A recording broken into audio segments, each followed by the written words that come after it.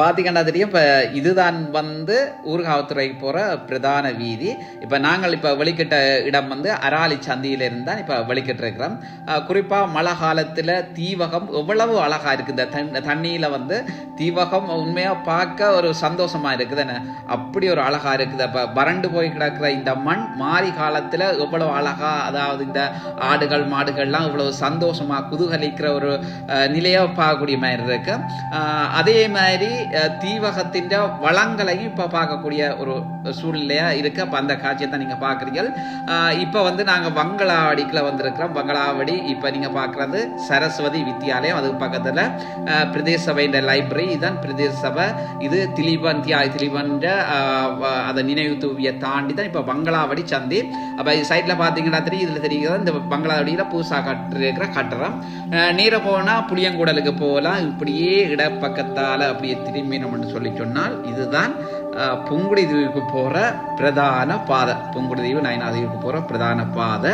பாருங்க, இந்த மழை காலத்துல இந்த பனைமரங்கள்லாம் இவ்வளவு ரம்மியமா இருக்குன்றது உண்மையில பார்க்க மனதுக்கு ஒரு இதமா இருக்கிற ஒரு காட்சியைத்தான் இப்ப நீங்கள் இப்ப எல்லாருமே பார்த்து கொண்டிருக்கிறோம். தீவகம் சொன்னா வேலனை துறையூருக்கு முன்னுக்கு இருக்கிறது. சரி, இந்த துறையூருக்கு நாங்கள் இப்ப வந்துட்டோம். இப்ப இதுதான் வானர் பாலம். இலங்கையிலே இருக்கின்ற மிகப்பெரிய ஒரே ஒரு பாலம் என்று சொல்லி சொன்னா அது எல்லாருக்குமே தெரியும். அது வானர் பாலம் மட்டும்தான். அப்ப அண்ணா அளவா 4 கிலோமீட்டருக்கு அதிகமான நீளமான பாலம் என்று சொல்லி சொன்னால் இது இந்த வானர் பாலமா தான் இருக்குமே சொன்னா உங்களுக்கு வானர் பாலத்தை பற்றி மேலதிகமா சொல்ல வேண்டிய தேவை இல்லை. சரி, இப்ப வானர் பாலத்தை தாண்டி நாங்க இப்ப மடத்து வழியால இப்ப போறோம். மடத்து வழியால எங்க போறோம்னு சொன்னா உங்களை முக்கியமான ஒரு இடத்துக்கு கூட்டிக் கொண்டு போக போறோம். இப்ப தீவகத்துல இருக்கிற மக்களுக்கு தெரிஞ்சிருந்தாலும் கூட ஏனைய இடங்கள்ல இருக்கிற மக்களுக்கு தெரியாது நினைக்கிறோம். பாருங்க, புங்குடு தீவுல ஒரு பனை, இதுவும் ஒரு மிகப்பெரிய ஒரு பொக்கிஷம், யாழ்ப்பாணத்துக்கு பொக்கிஷம். அதுவும் தீவகத்துக்கும் கிடைச்சிருக்கிற மிகப்பெரிய வரம் என்று தான் சொல்லணும். அப்படி ஒரு அழகான, ஒரு இனிமையான, ஒரு ரம்மியமான, உங்களோட கண்ணை கவர்ற அளவுக்கு அதாவது நீங்கள்லாம் ஒரு சிலிக்கிற அளவுக்கு தான் அப்போ நாங்கள் ஒரு முக்கியமான இடத்துக்கு கொண்டு போகிறோம். இதில் தெரிகிறது சோழர் ஓடை என்று சொல்லிவினோம். சோழ ஓடை என்று சொல்லி சொன்னால் அந்த காலத்தில் சோழர்கள் ஆட்சி புரிஞ்ச அந்த காலத்தில் விவசாயங்களை மேற்கொள்கிற அப்புறம் குளத்தை சின்ன குளத்தை அப்போ நாங்கள் இப்போ மோடைக்கலாம் போகிறோம். இதில் மிக முக்கியமான விஷயம், சின்ன குளங்களை ஓடைன்னு சொல்லுவோம். ரைட், அது ஒரு விஷயம். இப்போ நீங்கள் பார்க்குறது தான் தெரியும். கள்ளியாறுன்னு சொன்னால் உங்களுக்கு தெரியும், மழை காலத்துல மட்டும்தான் இந்த ஆத்துல தண்ணி நிற்கும். அப்படி ஒரு அழகா பாருங்க, இந்த கள்ளியாறு எப்படி பெருக்கெடுத்து போய் எப்படி தண்ணி நிரம்பி இருக்கு. ஆனா மழை இல்லாத காலத்துல இந்த இடம் எல்லாமே காஞ்சி வறண்டு போய் கிடக்கும். ஆனால் இதுல முக்கியமான விஷயம் என்னன்னு சொல்லி சொன்னால், மழை காலத்துல இதுல மேலதிகமா இருக்கிற தண்ணி வெளியில போகும். பாருங்க, மற்ற நாடுகள் இதெல்லாம் இருக்காது. இப்ப மாடுகள் கூட எவ்வளவு சந்தோஷமா குதூகலிச்சு இருக்கிற ஒரு காட்சியை எல்லாம் இப்ப பார்க்கக்கூடிய மாதிரி இருக்கும். சரி, நாங்க இப்ப உங்களை சொன்ன அந்த ஸ்பாட்டுக்கு வந்துட்டோம். கள்ளியாத்துக்கு வந்துட்டோம். இப்ப கொஞ்ச நேரத்துல கள்ளியாத்துக்கு பாலத்துக்கு நாங்க போடுவோம்.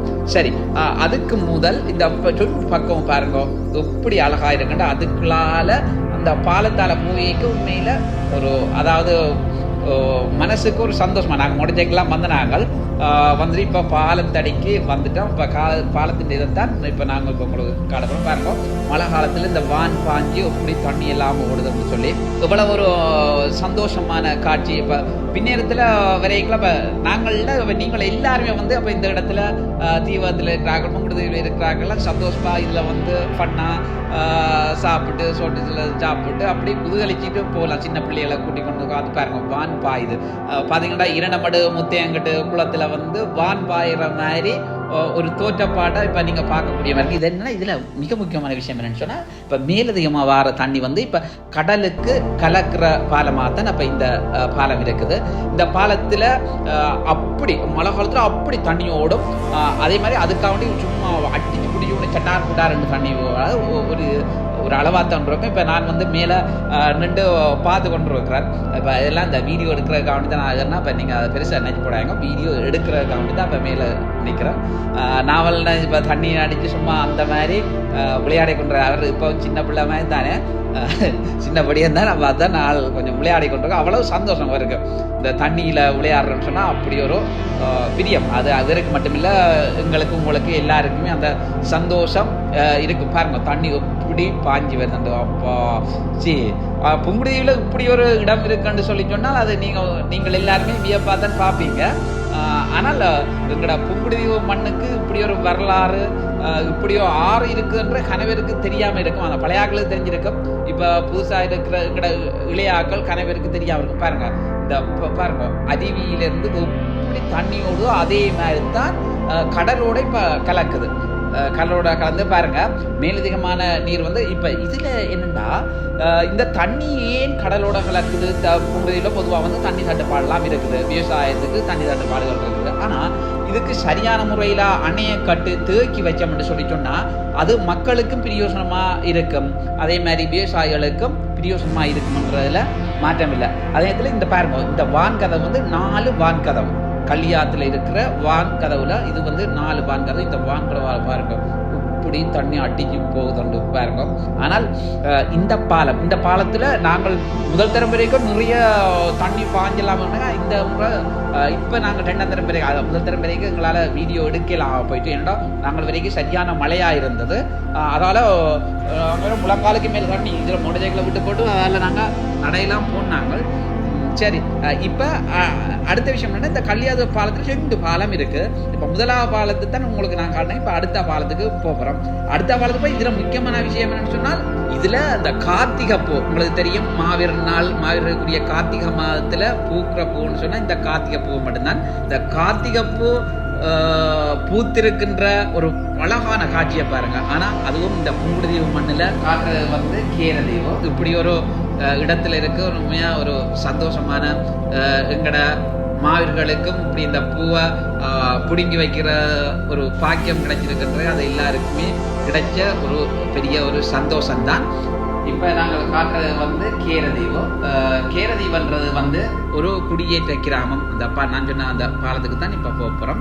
அந்த 2ஆவது பாலம் தான் இப்போ நீங்கள் பார்த்து கொண்டு இருக்கிற கள்ளியாறு 2ஆவது பாலம். பாருங்க இந்த மாடு இந்த கண்டுக்குட்டி எப்படி சந்தோஷமா இருக்கு. அப்படித்தான் இந்த சின்ன பிள்ளைகள மனங்களும் இதெல்லாம் ஒவ்வொரு மனுஷரையும் ஆற்றுகப்படுத்துறது தானே. இப்போ ஆற்றுகப்படுத்துகிற இடங்கள் தான் இப்படி இந்த இயற்கை கடவுள் தந்த மிகப்பெரிய பொக்கிஷம். அந்த இப்படியான பொக்கிஷம் தான் உளவியல் ரீதியாகவும் எங்களை வந்து எவ்வளவோ சந்தோஷப்படுத்த உண்டு. இங்கே பாருங்க இந்த மனுஷன் விளையாட்ட நாவலன் சும்மா இருக்கையில் அவர் ஆளுக்கு சும்மா இதில் விளையாடுறா பெரிய சந்தோஷம். சரி பாருங்க இவ்வளவு அழகா இருக்கு இந்த காட்சி. அந்த இதுகளோட இருந்து அதில் போய் நாங்களும் பண்ணா இறால் வடைய வேண்டி கொண்டு போனோம், கடலை வேண்டி கொண்டு போனோம். இப்படி நிறைய கொஞ்சம் ஐட்டங்கள் வேண்டி கொண்டு பண்ணா இருந்து இந்த அழகான காட்சியையும் எங்களோட மக்களுக்கு காட்டுற இது வந்து பின்பக்கம் பார்த்தீங்கன்னா இந்த கடலோட சேர்ந்து இருக்கிற அந்த ரம்மியமான ஒரு சூழ்நிலை தரீங்க. இது நான் சும்மா இல்லை கேமராவால் எடுக்கையில் இப்போ எங்களோட சொந்தங்கள் புலம்பெயர் தேசத்தில் இருக்கிற உறவு எல்லாரும் பார்க்கணுன்றக்காக தான் ட்ரோனை கொண்டு போய் எடுத்தனாங்கள். ட்ரோனை கொண்டு போய் இன்னும் அழகாக எடுத்துருக்கலாம்னு சொன்னால் சரியான காற்றா இருந்தது. இப்போ காற்றா இருக்கிறதால ட்ரோனை வந்து நாங்கள் படிவாக பறக்க முடியல, பறக்க விடுற சூழலும் இல்லை. கேரதீவில் இருக்கிற ஐயனார் கோயில், இந்த கோயில் வந்து நிச்சயமா ஒரு பெரிய ஒரு பழமை வாய்ந்த கோயில். புங்குடுதீவில் இருக்கிற மக்கள் இந்த கோயிலுக்கு பெரிய ஒரு பொங்கல் விழா எடுக்கணும், அப்படி ஒரு புதுமையான கோயில்.